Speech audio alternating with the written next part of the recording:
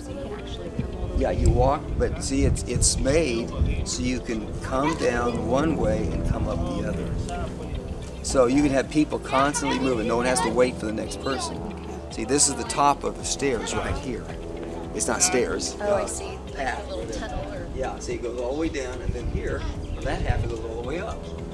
And it is kind of stairs on that Yeah, side. that one looks kind of steep. Yeah. So, and maybe it was much more so one time. Probably was.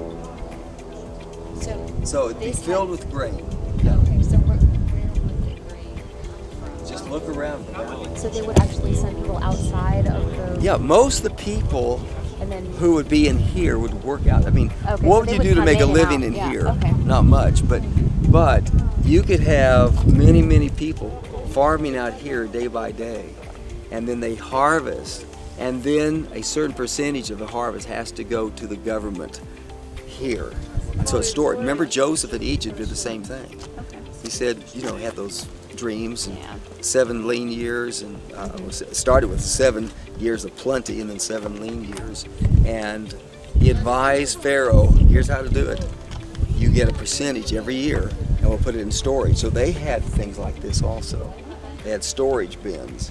So then if you're ever attacked, and of course Samaria is an example, for 3 years it was under siege. For 3 years, the Assyrians came for 3 years, they held out.